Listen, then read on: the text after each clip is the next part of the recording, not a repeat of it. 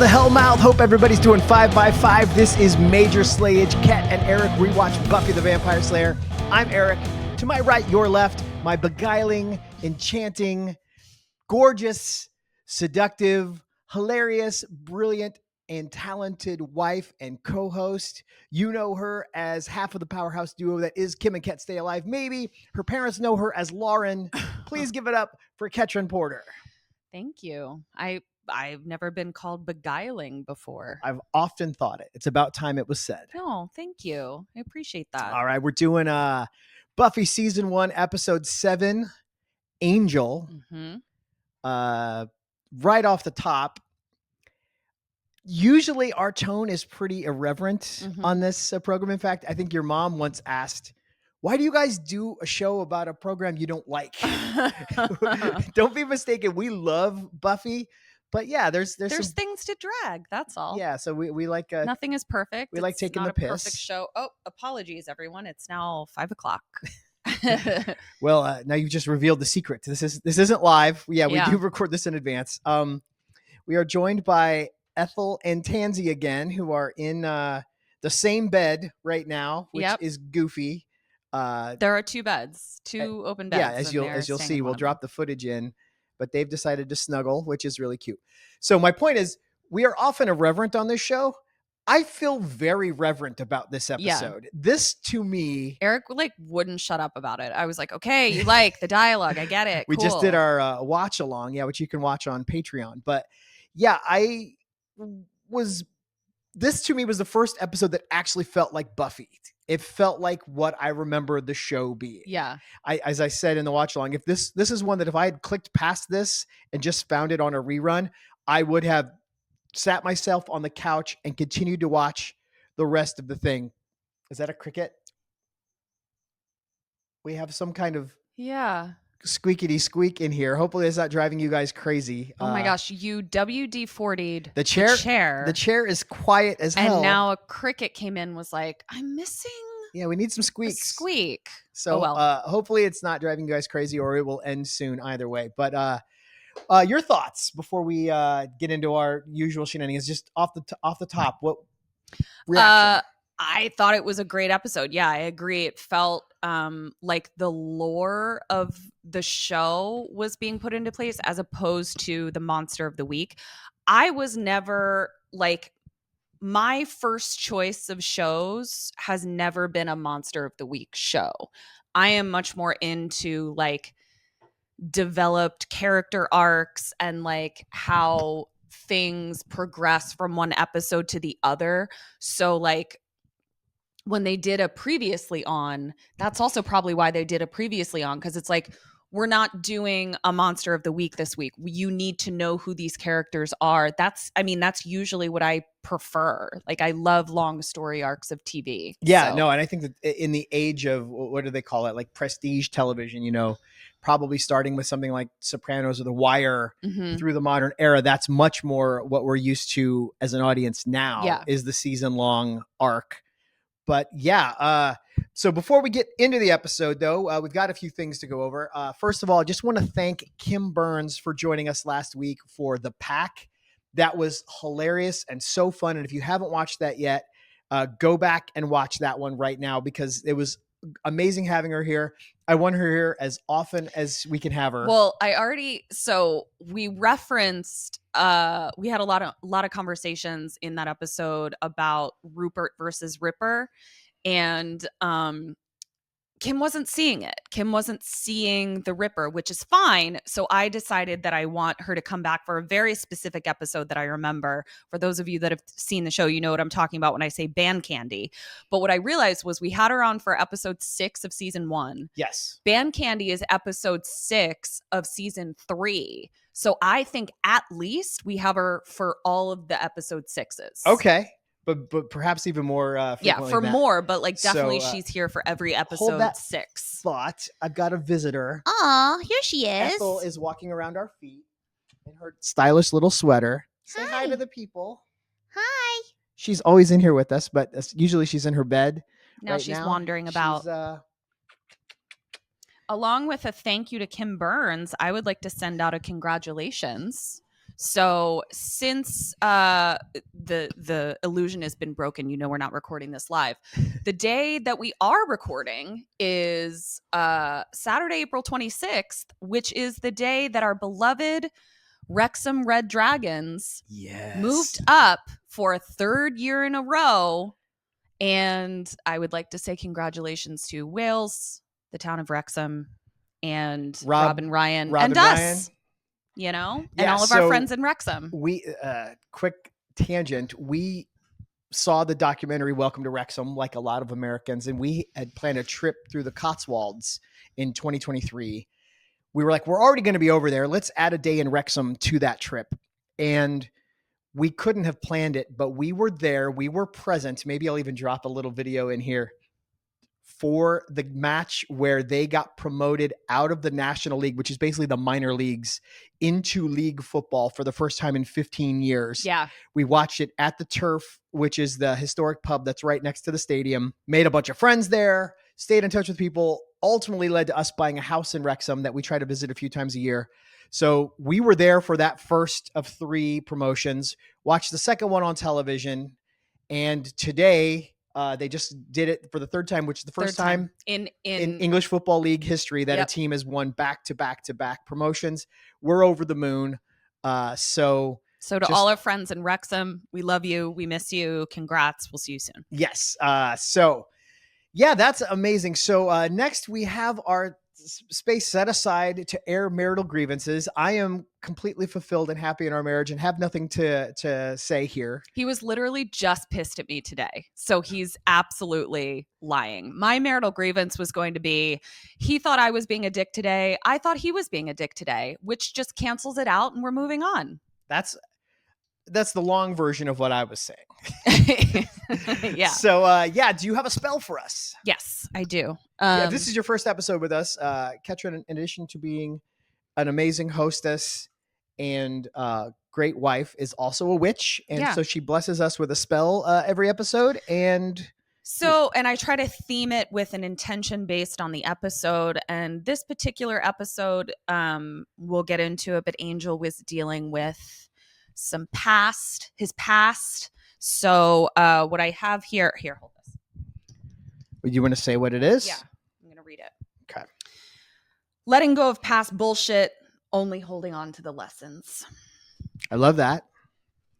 So this is Ketryn's thinly veiled excuse to start fires. Yeah. I don't know how thinly veiled it is anymore. Yeah. Woo-hoo-hoo-hoo-hoo. Oh, that's a big one. Holy shit. I'm not going to lie and say fun. That's not cool. It's pretty freaking cool. I know. This is the best spell paper ever. It's so awesome. Okay, here we go. You ready to get into it? Yeah. So we're going to start the episode in Kool-Aid Mouth's lair. And he's so mad because he sent, the proselytizing dickhead from last episode to try and kill Buffy, and he failed. Is that who he's talking about? I think so. He's mentioning somebody. Some vamp got He's mad. Up. He's mad that the Slayer still exists and he's still in his stupid little bubble, tree house or cave, whatever. And so he's mad because Buffy keeps killing his minions. He's running out of minions, and Darla's like, you know what? Can I take this one? And I felt like there was a little bit of sexism happening there, that he was like, no, leave it to the men. Right.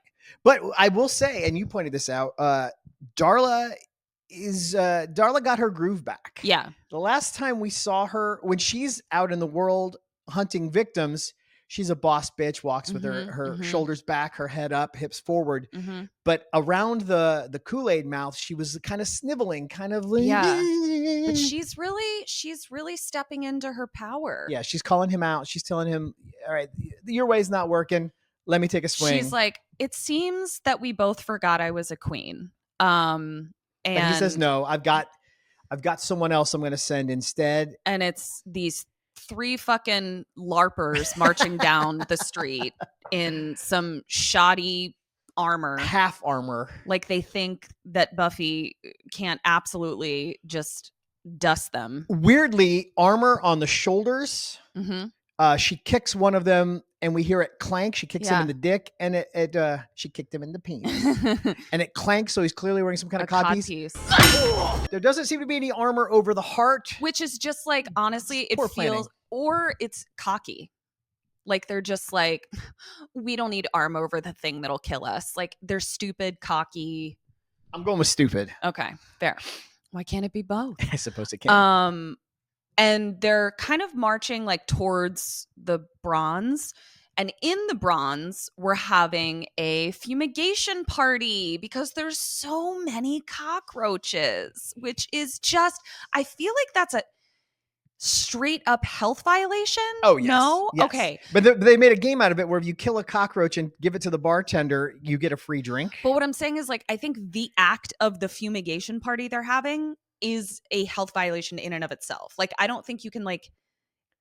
No, this is the last night before they close the bar to fumigate it. Right. The people aren't hanging out in the fumigation smoke. That's not what they're doing? That's not what they're doing. Like that episode of Sunny where they had to, like, go under... Remember they had to go under the tarp to fumigation? get it. Yeah. I do remember that. So Buffy and Willow are talking, and Buffy's just she's feeling very lack of guy, except Willow is like, it kind of feels like you do have a guy though, and his name is Angel. And he's giving you an ugly cross and his jacket. Yeah. Willow's wearing no jackets or jewelry from boys. No. But she's still sprung on Xander. Yeah. And this was very my high school life, by the way. Like my friends being like, oh, this boy that gave me his jacket and a necklace and I'm, blah, blah, blah. And I'm over there like Willow, just like womp womp. Willow still has a boner for Xander. And so we cut to Xander dancing obnoxiously. Here's what it is.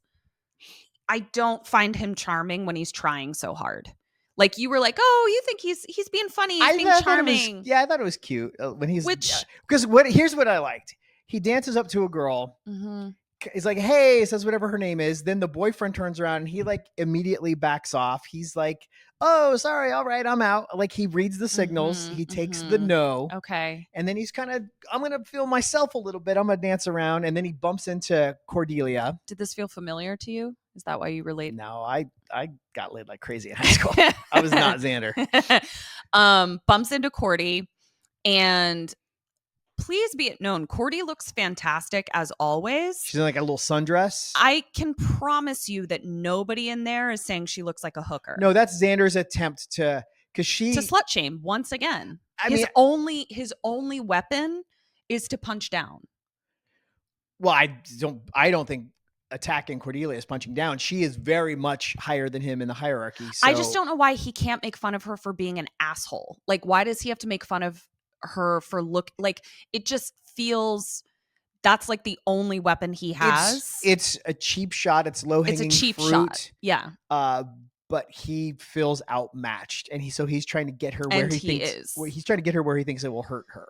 Yeah, but little does he know, Cordy's probably like, sir, this is a Wendy's. And also, you could not afford this. Yeah, exactly. If I was a hooker, even then, no. Yeah. So Buffy leaves because she just is not feeling. She's bumming everybody out. Yeah, in the party vibe. And Xander's, salty about it as always, like because he still thinks he has a chance with Buffy, which he doesn't.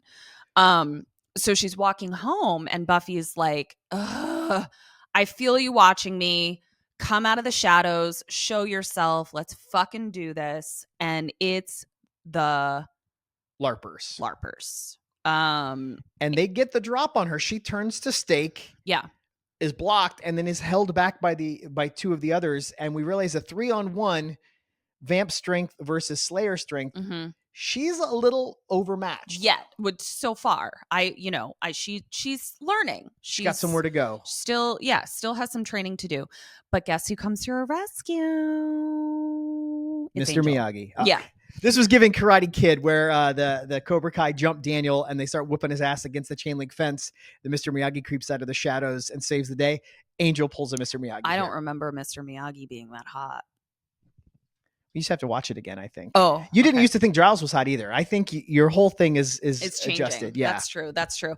And listen, David Boreanaz never needed to be taught how to sell a punch. He knows how to sell a punch. Legit action hero. Like I guess he's in a show right now. Plays like a Navy SEAL or something. Yeah, and I feel like he's extremely well matched for that. Yeah, no. Yeah, his fighting is very convincing. Frankly, though, SMG gives us a couple of compelling moves. She has my best move in this, which I'll talk about later. We'll talk about when it comes up. She also does my best move in this, which I think is probably different than yours. Oh, I don't even know it. I can't wait to hear. Yeah, but that's from fun. The scene. So we'll describe them at the end when we do our yearbook superlatives. But so they have to run away because they're well, one of them injures Angel. He grabs a metal bar off of a window and swipes Angel and gives him a gash in his ribs. Oh. So Angel's a little bit injured. They're a little outmatched, so they run. And as far as okay, this is making a lot more sense to me now. Did you miss that in the watch along? Well, one, I missed that in the watch along, and two, at this point, Angel is a human as far as Buffy is concerned. Right. So she's like, "Oh, you were injured, human. Right. I need to go tend to your wound. Right. You're human. Even though you were duking it out with vamps, you are still mortal. Exactly. And now you're bleeding. Okay. So, that actually checks out because I was sort of like, I feel like they could have taken them. I don't know why they bolted and ran to Buffy's house, which I guess we learned from some lore that like the invitation to have a vampire come in is implied. Right. It's weird. So it's you're going to hate this analogy, but when there was all the stolen documents Trump case and they're like, you can't have declassified documents. They tried to argue that, well, you don't ever have to say they're declassified. If Trump just thinks that they're declassified, it magically happens.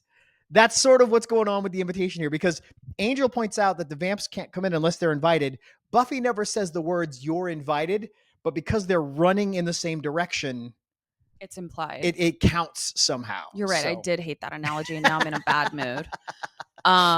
So he comes in the house and she's like, "Take off your shirt so I can bandage you up." Again, it's so interesting. We find out later in the episode, but right now Buffy's like, "I am the alpha. Like right. I am the protector."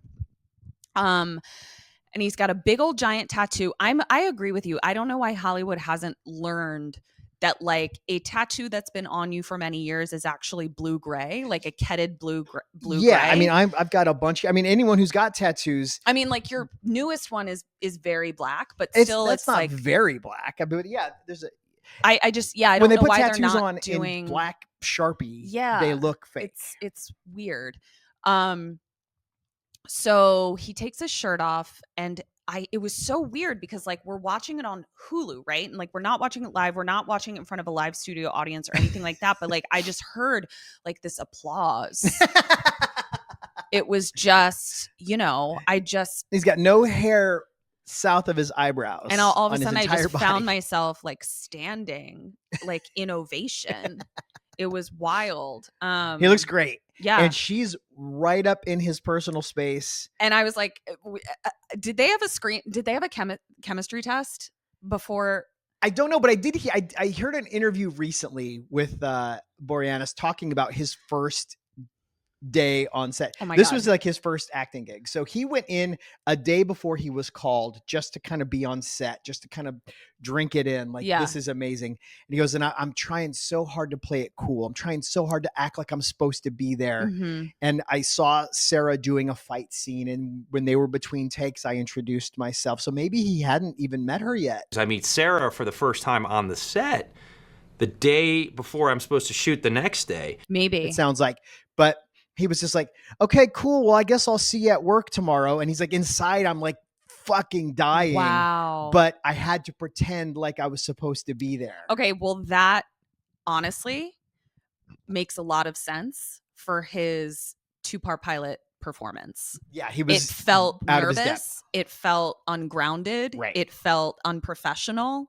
And so maybe he just was like, by the time we get here, he's like, oh no, I'm supposed to be here. Like as we pointed out a couple weeks ago when we watched Never Kill a Boy, his acting is no longer an issue. He's Not at all. completely dialed in. Yeah. He's very believable. He's very much this character, and it's no longer distracting. And now I'm just like excited every time he shows up. And honestly, they lucked out because like they definitely cast him, and we've said this before, but like it was just really good this episode. Like like there were just no missed moments, but it's like this could have gone badly. They could have cast David Boreanaz for what he looks like, Right. The fact that you cannot light him improperly. He's got no bad angles. But he could have sucked and continued to suck and like not have any chemistry and been stuck with him. And I genuinely feel like the show would have suffered because they would have written him out.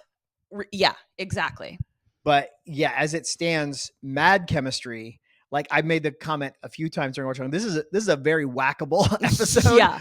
When they're together, they're electric. Their kisses.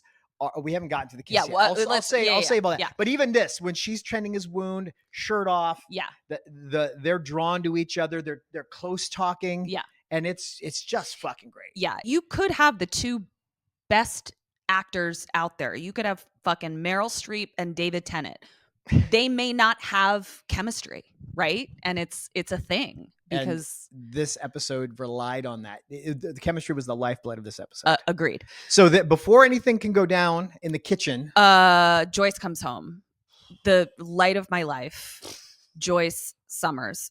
She comes home and Buffy immediately is like, whoop, whoop, whoop, whoop, whoop, whoop, don't go in the kitchen. I have a shirtless man in there. No, she doesn't say that. Can I bring you some tea? Yeah, she's like, go to bed, Mom. I'll bring you tea. Yeah. Don't look at my boner. Yeah. Like it's. But then Angel comes around behind her, and even Joyce was like, what? She's like, what do you do, Angel? Yeah. Do you do moms? Yeah. What that mouth do? But she goes upstairs. Buffy pretends to say goodbye to Angel, but he's right there. So now again, she's like, I need to protect you. If you go outside, you're going to get vampified. So come upstairs to my room. Let's all be gentlemen. You sleep on the bed. And he's like, no, I'll sleep on the floor. And she goes, well, turn around, look outside for the vampires and don't watch me while I change. And he does. He doesn't creepily look in a mirror. He looks out. Yeah, he doesn't Xander. Look at her. Exactly. Yeah. Comparing to Xander, who was trying to angle the mirror to catch a little side boob. Yeah. Yeah. Angel just turns his back until the coast is clear. Yep. And we do start to learn a little backstory where she asks where his family is. He says they're all dead from vampires. That's all we know. And she says, I'm the chosen one. I have to do this. Why do you fight vampires? And he says, somebody's got to. Yeah. So she asks if he snores. And I thought this was really cute because we learn later he definitely doesn't because he doesn't breathe. I suppose they don't. But he doesn't say no. He goes, it's been a long time since anyone's been in the position to tell me if I snore. Yeah. Yeah. Which again, just makes it, he's tall, he's brooding, he's gorgeous, and he's vulnerable. Yes. Like they just nailed every beat of this so far. Are we in love with Angel? Very, very much. Should we invite him into our marriage? I'm less interested in a Navy SEAL showing up in our marriage, but a 240-year-old hunky vampire, I would consider it. Could you be persuaded? If I created a PowerPoint, say. I'm not made of wood. Okay. Yeah. Well, part of me is. Hello. Okay, so let's go to the library. And we finally get an understanding of how this school works because they do, like, they're training with ancient weapons, crossbows, stakes. That are just all in, like, a closet in a cabinet in the library. Yeah. And so, but we do see that they, like, put a sign out that's like, what is it? Closed for filing. I like that they at least acknowledge. I do too, but I'm convinced it was an insert. I really think somebody was like, guys, do you think it makes sense that like they could just do this in the library when anyone could walk in? Because the last time we saw this, Giles was dressed up like a catcher. Yeah. And getting his ass pounded. And we saw that like Owen from episode 5 like walked in and Giles was like, definitely like, you can't be in here. Like he wouldn't have wanted a student to come in. So they have a sign that says closed for 5. I like that the world is getting more filled in. It's making a little more internal sense. Because I go back and forth. So like I get stuck when I'm writing sometimes where I feel the need to solve all of those little problems. Like I'm like, I don't want to have someone read my script or watch, my film and be thinking about, how do students not know how to come to whatever. But I also think I like over worry about that, that it's like, sometimes you can just get over it and people suspend their disbelief. Like, I think I'm pickier than the average person. Rather than just a quick shot of a sign going library closed, you would have had to have a conversation about it. Maybe. Where they would have over explained it. Maybe. Yeah. So, all right. But,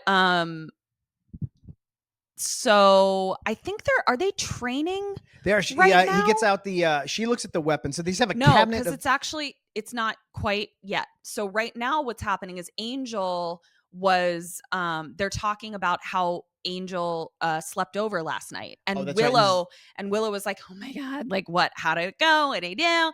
And Xander is like, oh my God, how did it go? What did he do? You got this guy in your bed, and she's like, not in my bed, next to the bed. Yeah. And he was a perfect gentleman, and Xander's like, what's that? What is that? What's a perfect gentleman?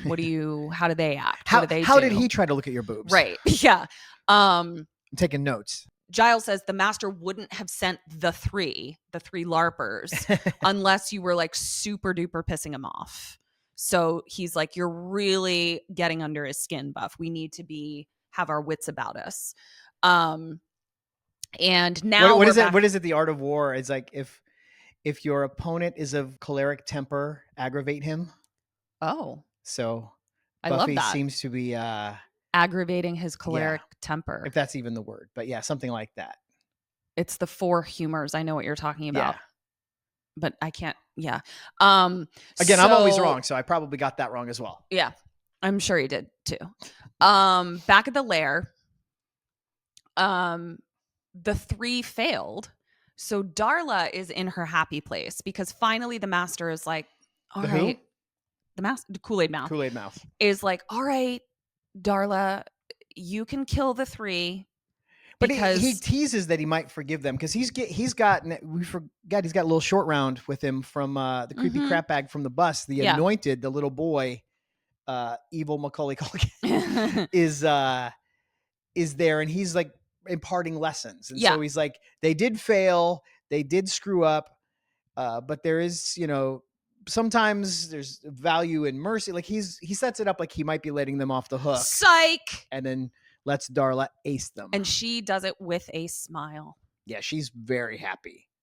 There are some people in this world that I would kill with a smile. She's I need to see this list just to make sure. Is it alphabetical? Because I can just stay at the top. Just stay at the top and see. But no, she's being called up now. She's gonna be the enforcer. Yeah. All the other mediocre white men had to fail before we call up a woman. Just breaking that glass ceiling. Yeah. So now we're at the library. Now we're doing training. Now he's in his little outfit, his little padded outfit. And it's all askew. It's all like sideways. His collar is all wonky. And he's got like the silliest like helmet. Like it looks like an old tiny American football helmet. Yeah, like something like that. And they're going to fight with quarterstaffs. Yeah. And he is under the impression that like a crossbow is too advanced for her right now. But then she absolutely schools him with the quarterstaff. Oh, he tries to get her to put pads on. She's like, put your pads on. She's like, dog, I don't need pads with you. Yeah. Yeah. And she breaks the man's back. There's no fucking way he isn't severely injured by putting him directly on his ass. And he's like, okay, I think you are ready for the crossbow. Yeah, you might be. So after school, we go home. Eric couldn't handle this. And I'm wondering if you're able to make sense of it now. You didn't like that Angel stayed in her room all day. No. And here's why. Okay. So Buffy's reasoning for Angel staying in the room. First of all, I'm upset we didn't get the Bangles in your room montage of him going through her closet, jumping on her bed, lip syncing to songs into a hairbrush, like doing all the things. the idea is he's got to stay behind because the vamps could be out there and could get him. Mm-hmm. But once the sun comes up, the vamps are no longer a threat. Mm-hmm. So before Buffy knows Angel's secret identity, she should be okay at sunrise. Climb out the window. You're safe to go home. There's no earthly reason in the world of the show that Buffy's aware of that Angel should have needed to stay in her house during the day, especially if she's not there to protect him. How would I justify this? Just fucking nonsense. How would I justify this? All right, I've got it. Because this is what I like to do. Yeah. She says to him, mm-hmm. No, rest. You're injured. I don't want you climbing out my window when you've just been like injured this badly. Hide in the closet, which we know he does. I think it's weak. I needed to see that scene because otherwise this makes no sense. Okay. So turned out I found something to take the piss out of after all. Yeah. You always do. Otherwise an exquisitely written episode, but this really bumped me. Yeah. So she asks what he did. He says, I did some reading. And she looks over and sees that her diary is out on the desk and immediately berates him for reading her diary, saying A didn't stand for Angel. Hunk can mean a lot of things. That fantasy in there isn't even necessarily about you. Yeah. And all of us were like, the fantasies we wrote in our diaries was about Angel. I'm sure yours was too. I have never kept a journal or a diary. I'm not surprised. I don't think many guys, I don't know anyone that did as a kid. Well, because it would mean that you had to, I'm not making a joke. It would mean that you had to like prioritize your feelings and that you needed a place to put them as opposed to just shoving them down into just your stuff them way down. Yeah. Like I feel like it would have been seen as like, cause also even writing diary entries, if you really think about how they were presented in pop culture, it's always Dear Diary. Right. It's like very, and I'm only using this word because this is like the societal word that would have been used. It's very sissy. This is presentational, but it's also just like, I never was compelled to. I frankly thought for a long time it was just something in television and movies that no one actually really did. Oh, I kept many a journal. After I read Anne Frank's diary, I knew she had one. She named her diary Kitty. So she would say, Dear Kitty. So my diary was named Lucy. I would say, Dear Lucy. Wow. Mm-hmm. I didn't know. We've been together 16 years. I just learned something new about you. Yeah. That's Dear pretty Lucy. Cool. So which was also my name in French class. Was it tempting to write a better version of the things that had happened into your diary? No. Or were you brutally honest? I was brutally honest. Did you have like to the point I still have them and I go back and read them and they make me cry. Aww. Like they're the pain that you are putting onto the paper mm-hmm. at the time that you're experiencing it is just so all consuming, so painful. So like I have the memory of the pain, right? But then you're reading it as an adult and you're going, oh my God, baby, this didn't matter. Yeah, this was nothing. And it's like, it makes it that much more sad that you're just like, oh my gosh. You were tortured about this thing. I was tortured. That had you not written it down, you would never remember. Right. Interesting. Right. Did you have the one with the little lock on it? Oh yeah. Did you have to be people trying to break into it? Was that a thing? Well, no, because then my dad made me a desk that had a secret compartment in it. So then I didn't need a one with a lock anymore. So you locked it in the secret compartment of your desk. Mm-hmm. Wow. Yeah. Learning new stuff. Yeah. That's crazy. So, all right. So, up in Buffy's room, Angel is like, I didn't read your diary. Your mom moved it when she came in and I hid in the closet and I saw her do it. And she's Buffy's just like, oops, that was an overshare. Womp womp. But now it's like, okay, we've cleared the air. Clearly we want to make out with each other. We do. Angel still tries to be a gentleman. He's like, I don't think I can be around you because I'm too old for you. Yes. And Buffy's like, how much older? And he's like, no comment. But Buffy moves in for the kiss. Buffy made the first move. They come towards each other, but Buffy definitely took a step. Like she definitely initiated. Yeah, for sure. And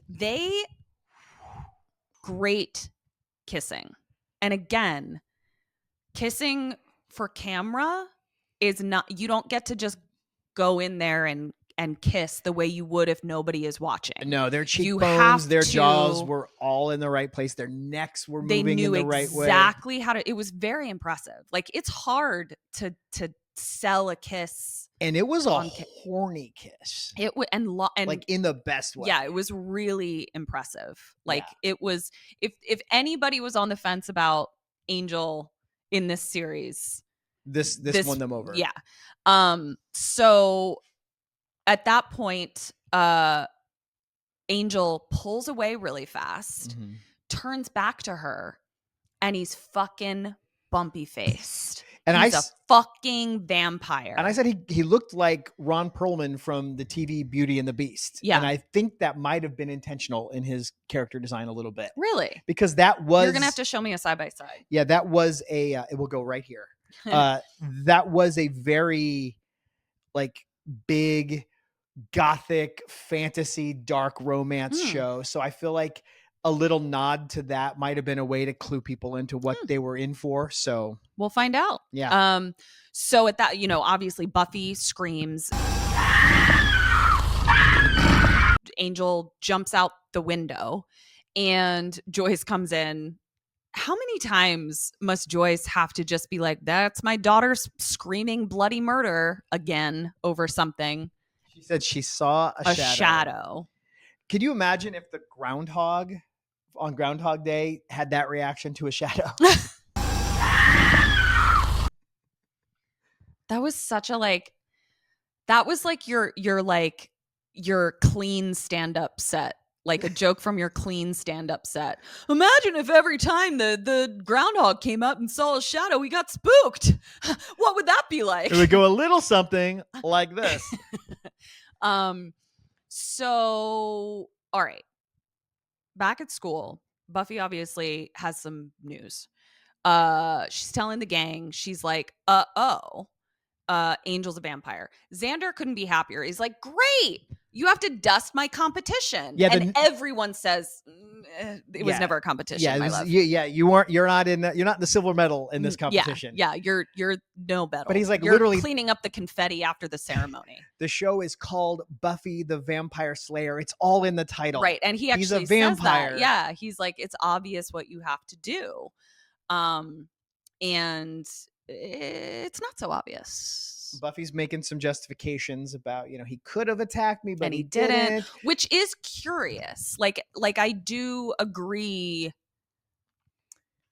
that there's something to be investigated there. Now, she's definitely investigating it significantly harder than she would have if she didn't have a giant boner in her way. Yeah, if Angel looked like Clem, right, and didn't attack her, yeah, you'll meet Clem later. Probably not have as much of a hard time with this decision, but But I think, it does pique your curiosity. Which probably pisses Xander off even more. He probably knows that too. He's probably like, if he wasn't a perfect fucking specimen, this guy would be dust. And we're all kind of like, yeah. Yeah, no, there's something to that. But Giles is kind of humming the same tune, but it goes down better coming from Giles. Giles is like, vampires are vampires, and there aren't good ones. Yeah, and he does say, he's like, the science of vampires does not lend itself to there being good vampires. Which he's correct. And he's like, they can impersonate, they can mimic human emotions, they can be very convincing, but ultimately those are just tools that allow them to get close enough to people to kill them. Yeah. So don't fall for it. So now we're going to go see where Angel's lair is. And he's just got a very stylish apartment. Yeah, the aesthetic is aestheticing. I mean, it's not my style. It's a little too industrial aesthetic. I like more of a gothic vibe. But yeah, frankly, I think we were expecting a place more like you would live in. Yeah. And Angel lives in a place that people would expect you to live in, but it's not your vibe. Yeah. Exactly. So he goes back home and somebody's waiting for him. And it's someone who cannot get out of her Catholic schoolgirl outfit. Yes. And Angel even remarks on this. Yeah. He's so like, Darla is there. She's just humping this same style. And Angel is like, remember that time you were humping kimonos? Like, this is just, she finds a trend and she It sticks just with it. goes because we see her several times this episode in just a monochrome of the same outfit in different colors. Yeah. And this is where we definitely are like, okay, Darla, okay. We definitely see, you know, we found her sniveling in previous episodes. And in this one, we don't know her backstory. We don't know Angel's backstory. But she's doming him this entire scene. For sure, like the power dynamic is so fucking clear that Darla has him under her thumb to an extent. Yes. And he is fighting against that feeling. Like he's definitely the one who's like trying to not be taken in by her, and she's doing a fantastic But she's like, job. you live above surface, like you're one of them, Mm-hmm. which is absurd. Yep. You and the Slayer, who is our mortal enemy, are fighting other vampires, which is a fucking violation. Which honestly, I mean, from her perspective, what is he doing? Yeah, he's a traitor. Yeah. But she's not there to kill him, and she's not there to shame him. She wants him to kill Buffy. Right. And so we learn that they do have a past, that they've known each other for a very long time. And I wrote, tell her about the curse. Oh, I think Darla says, tell Buffy about the curse. I don't know. We don't know what the curse is yet. So we'll find out. But yeah, she wants Angel to kill Buffy so that A, the Slayer dies, and B, she thinks that'll bring Angel back over to her side. Because the Kool-Aid mouth is very interested. He had big plans for Angel. Angel is supposed to be sitting at his right hand. Angel is supposed to be on their team. Yeah. And he's good in a fight. Yeah. So they're like, yeah, if we can convince him to stop whatever it is he's doing, pretending to be human, get him back on Team Vamp, that bodes well for our agenda. Yeah. All right. So back at the library, Giles is reading the Watcher diaries, which is such a great callback because we already had like a diary thing and now he's watching. It's just lovely. No, it's just so tightly written, and it's such a good means of conveying. Well, I will say this, the Darla scene that we just talked about, Darla and Angel, there's so much exposition, but it's not a TED talk where we're just being talked at. There's a cat and mouse game. Done. There's power dynamics being exchanged. There's threats, but we're also getting information. We're also getting character dynamic. Like it's all so good. You wanted to look up who wrote this episode. Oh, yeah. So the next scene is where Giles is reading the Watcher diaries. Do you remember? Yeah. So he's like, well, I didn't see anything about a vampire named Angel. However, we do find a vampire named Angelus, who's the one with the angelic face. And Buffy's like, checks out. Mm-hmm. And that he was a fucking terror, that he, is a monstrous murderer. But then when he started in Ireland. But when he left Ireland to come across to the States, sometimes, like you'd go to Ellis Island and they'd give you a new name. So they clearly gave him a new name. But once he came to America, there was no record of him hunting or killing anyone. Anybody. Now, Giles points out, just because there's no record of it, I mean, a vampire does what a vampire does. So he might still have been killing people. We can't, just because there's no evidence, lack of evidence is not evidence of lack. Right. So he very likely has killed people. The Watchers just didn't journal about it after he came to America. So David Greenwalt wrote this. So we'll have to see where that... Did he write any of the previous episodes? Look that up. You can go into a list of episodes and it'll tell you who wrote everything. Because I'm curious, because this one was the best written of the show so far. Yeah. And it's not something we usually delve into on this show, but it was such a departure in a good way that I've enjoyed some of these episodes. I enjoyed The Many Loves of Dr. Mantis Toboggan. I loved The Hyena Boys Are Back in Town. I loved The Switchuation. Mm-hmm. But they were goofy and they were campy and they were simplistic. And this had depth, had layers, had darkness. So talk us through this is episode 7. Who wrote what? Okay. Tox Weasel wrote the 2-part pilot. Okay. Dana Reston wrote Witch. Not a name I'm familiar with. David Greenwalt wrote Teacher's Pet. Okay. And then he doesn't write the next 2. Who does? Any names that we would know? Rob Day Hotel and Dean Batali, and then Matt Keane and Joe Reinkenmeyer. Now, they might be writers who've written more of these. I'm not familiar with those names, but David Greenwald is a name that sticks around for a while, and we see a lot of him in the show. So, it was great. So, all right, what am I props doing? to David Greenwald. So, thanks for going on that little tangent with us. Work we could have done before the show, but I forgot. Sorry. So Darla is back with the master, and she's like, I want to take the Slayer out myself. And the master is like, how do you want to do that? And she's like, I actually want Angel to do it so he'll be bad again. Which is just so diabolical. Right. And she Kaiser Soze is this shit. Like, this is a really good, well thought out, evil The master, the Kool-Aid Mouth is such a fucking idiot that he didn't have her as his right hand. She should have been running the gang for him. Instead, he had these stupid minions. He had youth pastor Luke, yeah, who was a waste. Had a great voice, though. I like that actor. Yeah, he had the proselytizing weirdo, and then he had the three LARPers. Yeah, and he had pork and beans, and then the LARPers. And then Darla's over here just like, hi, I can absolutely run this shit. And yeah, he slept on Darla at his peril, frankly. So, back with the kids, Willow is trying to tutor Buffy in history.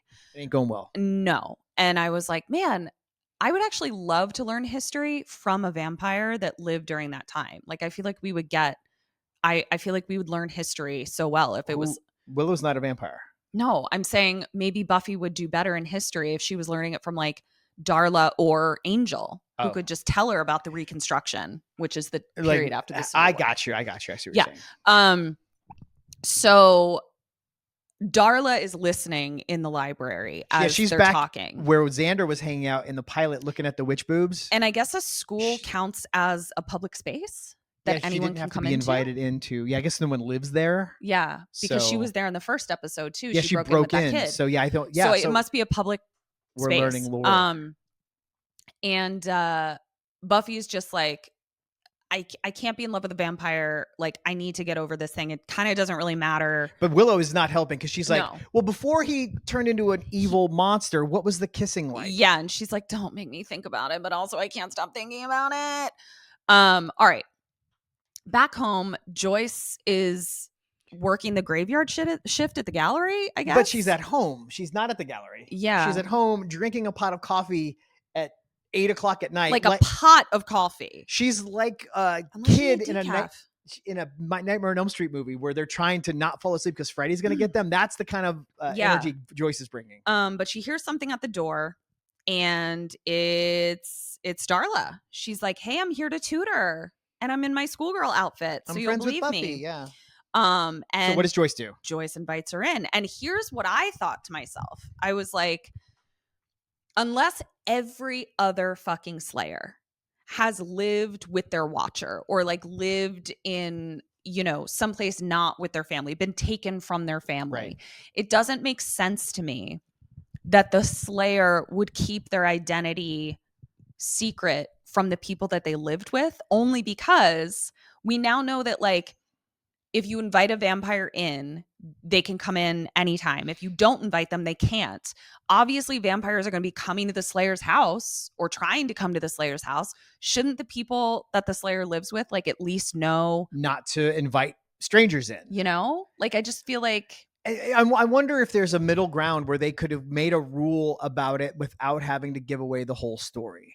Because once Joyce knows, then it's one more place that a slip up could happen, can reveal Buffy's identity, actually put Joyce in more danger. So, like, I understand the need for a secret identity or to, but there has to be a stopgap somewhere unless Joyce needs a list of rules. Take your keys with you. Yeah. Don't invite anyone into the house. Like, just posted right next to the door. But how do you convince her of that without giving it away? Exactly. Yeah, it's tough. But she fucks up here. And Darla comes in, and we know what Darla's going to do. And luckily, Angel is outside guarding the house, and he hears a scream. So Angel busts in, and little does he know that this is all going according to Darla's plan. It's so diabolical. It's Kaiser Soze level plotting and planning. Because here is Joyce, passed out, having been bitten by Darla. Darla basically throws Joyce at Angel. And this is hard. Like, this is literally like putting a chocolate chip cookie in someone's face and being like, don't eat it, which I will. I can't resist it. Because we know that from her visit to his place earlier, he's got like hospital bags of blood in his fridge. Mhm. Like, he's not eating humans to sustain himself. So like this is very tempting. This is like heroin addict level tempting of like this is almost too difficult to say no to. So he goes Bumpy beast face, and that's when Buffy comes in. So but Darla bails. Darla throws a smoke bomb, backflips out of the thing. Buffy comes in, all according to Darla's plan. Now it fucking looks like Angel, bumpy face, Joyce with the neck. Yeah. And he doesn't say, oh, wait, no, it wasn't me. Let me explain. Before he's got a chance, she just throws his ass out onto the street like Axel Foley in Beverly Hills Cop. But exactly. Through a window. But I also think he probably was like in a state where like he was too consumed. Yeah, he was about to. He's like, thank you for throwing me out the window. window. He might have drunk her. He was that close. So now we're in the hospital and Joyce is trying to remember what happened. And the doctor told her that she must have fallen on a barbecue fork, even though they don't have a barbecue fork. And also, how would that, like, why is the barbecue fork standing straight upright? That's an insane thing to say. I'm going to note that down in the report here. That's the most likely cause. Yeah, that's crazy. And then, you know, like all normal librarians, he shows up to pay his respects to his student's mom who was stabbed by a barbecue fork. It's just he's got no chill, and he doesn't need to go into the room. He can wait in the hall and talk to Buffy when she comes out, but he's like, no, I've got to make another completely implausible excuse for why I'm showing up to shit. But Joyce is just like, sure. I love how involved the teachers are. Except here. Giles is not a teacher. I know. He's a librarian. Buffy also blames herself. She blames Joyce herself. says, well, your friend showed up. Now, we know that Darla claimed to be Buffy's friend, but Buffy hears your friend showed up. She automatically assumes it's Angel. And this is the kind of sitcom shenanigans that can usually be very frustrating. Where it's like, if you just said two more words, we would get to the bottom of this and nobody would be confused. But this was pulled off expertly to where the explanation and the misunderstanding makes perfect sense, and we buy every second of Buffy getting the wrong conclusion. Yeah. And I was so relieved because this is the kind of thing that usually drives me crazy in a show, and this show pulled it off. So Buffy hears that, she immediately bolts. Like, she's like, I have a job to do. I'm out of here. So she arms herself with the crossbow. Darla is antagonizing Angel again, like really just digging it in, like really trying to get him to feed on the Slayer. And he looks haggard. Like, he doesn't look like this is easy for him. He's definitely like he's struggling. jonesing. Yeah. Buffy's at the bronze with the crossbow. She makes the connection that like he was right behind. He's always at the bronze. He was right behind me when the LARPers came up behind me. She's like, he must live around here. So I'm going to start at the bronze and sort of move outward. Right. Back at the hospital, this is where we figure it out, because Giles stays, the librarian of her daughter's school stays to ask a little bit more about her injury, which like all librarians do. Why not? And this is where Joyce is like, you know what? Let me take this opportunity to just ask how Buffy is doing as a student. I know that she's being tutored in history, but like, is she not applying herself?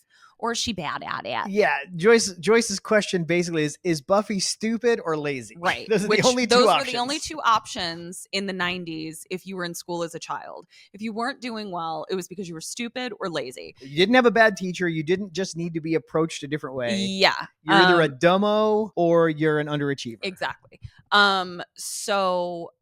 This is where Joyce is kind of like, you know, she's being tutored by Willow. She's being tutored by her other friend. And that's where Giles is like, her other friend. Darla. There is no Darla. And that's where he puts it together. Back at the bronze. This scene is wild. So first it's just Buffy and Angel. And how great is the writing that they set up in the opening that the bronze is going to be closed for fumigation. Yeah. So first, neither one of them seems bothered by the smoke. I guess they're both super beings, so it's fine. Like there's no reacting to it being fumigated, but it is a great excuse to let them have a confrontation in a place where there are, no casualties. They haven't started the fumigation yet. There's those big tents. So there's no tent yet. Yeah. Okay. So there's no. But doesn't take away from the fact that it's actually brilliant that they explain why the bronze is empty, and now we get to have this confrontation here. I just loved this episode so much. Yeah. So Buffy is in there, and Angel is definitely giving suicide by cop right now. Like he even is like calls himself an animal. Like, shoot me, I'm an animal. Yeah, and Buffy's like, I like animals and I don't like you, which great line. I love that. Yeah, he's tired of this struggle. He feels himself inching toward being evil again. And he doesn't know how long he can hold out. And he doesn't want it because he has a soul. He does have, we're going to get to all that. Yeah. But he definitely wants Buffy to take him out. Yeah. And Buffy clearly does not. Oh, you okay? Ethel's coughing, guys. Sorry. Buffy clearly doesn't want to take him out because we know that she's great with a crossbow and she misses him by a lot. And he calls her out just a bit outside. She actually walks up to him and puts her neck out. And it's like, if you're going to eat me, eat me. So I guess, I mean, you're right. It was a little bit of, who'd you say? Luke Skywalker. Yeah, I thought this was absolutely, she's like, I see good in you, like Luke did with Darth Vader. I'm willing to risk my life that you won't kill me. Yeah. Because I know there's good in you and I believe in that. And it was exactly that vibe. And it is right before. It's a very heroic thing to do. And it is right after we do learn that the reason that he has a soul, and the reason he has a soul is because he fed on a Romani girl, and the elders of her tribe cursed him by giving him a soul, making re-ensouling him, making him live with a soul and also live with the regret of all of the horrible deeds. The memories, the guilt, the trauma of having been a murderer, but now feeling terrible about it. So I do, which is a fucking diabolical curse. Truly. Yeah. It's frankly, it's Darla-esque. And how well thought out it is. Yeah. So that's when Buffy offers her neck. So she does have a little bit more information to be like, I don't think you're as bad as you're even wanting me to think you are right now, kind of thing. And then Darla shows up. Yes. And Darla shows up. Yeah. This is fucking insane in the best way. It's so fucking weird and fun and awesome. So first we learn that Darla sired Angel, so that, and Buffy learns that too, so that's why there was that power dynamic. But then this bitch busts out not one but two fucking Glocks. Say hello to my little friends. And it's wild. I said to Eric, I was like, I did, if you had asked me how many guns were in this entire series, I would have told you one. But we've already seen, we saw cops at some point with guns. Oh, flashlights at least. I don't remember. We didn't get a good one. But then we saw, and now we just saw Darla with not one, but two, like double fisting guns. So over the top. And it's cool. Like it's not lame. It's like from dusk till dawn. It's like Die Hard. Like it feels like an action movie. Because she feels playful. Like she feels like she's playing. Like she feels like she's very much like, oh, look at these fun guns. Aren't they silly and fun? Like that's the vibe. It's almost like there's, I wish I could remember the name, but there was a woman who was like the girlfriend of a cartel leader in Mexico. And he got assassin squad that worked for a cartel. And then when he got arrested, the rumor was that she took over running this hit squad. And she was like always posting on Instagram with her like pink and gold guns and like a giant pile of money and just like, what's up? Like that's the vibe that Darla was giving. Yeah. So she actually ends up shooting Angel. But he's just, she even tells us, she's like, bullets don't kill vampires, but they hurt like hell. So now it's just her and Buffy. And this was so goddamn fun. I wrote here, the gang tells Buffy about Darla. Oh yeah, so the just before we get to the fun part, I want to make sure we covered. Yeah, so the Giles, Willow, and Xander show up, and they're like, "It wasn't Angel that bit your mom; it was Darla." It was, right. Scream it into the place, so and she then gets that Darla info. starts shooting up at them. Right. Okay, so now we're like in a fucking gunfight. At one point, she gets up on the pool table. This was in the running for my best move, so I will talk about it. So she gets up on the pool table. Buffy like pushes the pool table so that Darla falls down, and the pool table is scooting backwards as she keeps shooting. Boom, boom, boom, like boom. I was just like, what am I watching? We're watching a Robert Rodriguez movie. It was fantastic. So fun. I was screaming. It was so great. But then Angel gets up, and he's the one who dusts her. Yeah, first she gets stabbed in the back, and I was like, oh, at least she's not dusted. Oh, fuck, they dusted Darla. And again, much like I was like, didn't remember guns being in this, I was like, did they fucking kill Darla in episode 7 of season 1? Definitely remember her being around more than this, but again, I remember almost nothing about the show. Yeah. So I'm like, she must just live in our memories. Which is crazy. But yeah, it was, man. But so goddamn, like, that was so... It just really... I didn't expect to have this reaction to an episode this early. Yeah. Because I know there's stuff that comes where I'm just like so bought in and I'm so excited. This was so fucking fun and cool. And I just think it was just like, up to this point, every episode we've seen, we've gone, it was cute, it was good, it was fine, or not, you know? And so like this one was just... I feel like such a simp. I'm just like, this was awesome. Yeah. So somebody is not happy about this though, and his name is Kool-Aid Mouth. He just cannot win. He is so mad. And the little anointed one with the unnaturally deep voice is like comforting him, like, it's okay, Kool-Aid Mouth Dad. It's okay. And it's not okay. And the Kool-Aid Mouth also says, like, Darla was my favorite. I'm like, you did not treat her like your favorite. No, you didn't. You hid that laid under a bushel. She had no idea she was your favorite. She's your favorite now because you want empathy or sympathy. You're that girl at high school who someone dies and you go like, oh my God, we were so close. But you never had a fucking conversation with the dead person. That's exactly what Kool-Aid Mouth is. Yeah. He's trying to make it about him. Also, boys can do that too, not just girls in high school. I know, but guys don't usually talk about their feelings at that age. So that's fair. So guys have other toxic shit that they do. That's not usually a guy move. Fair.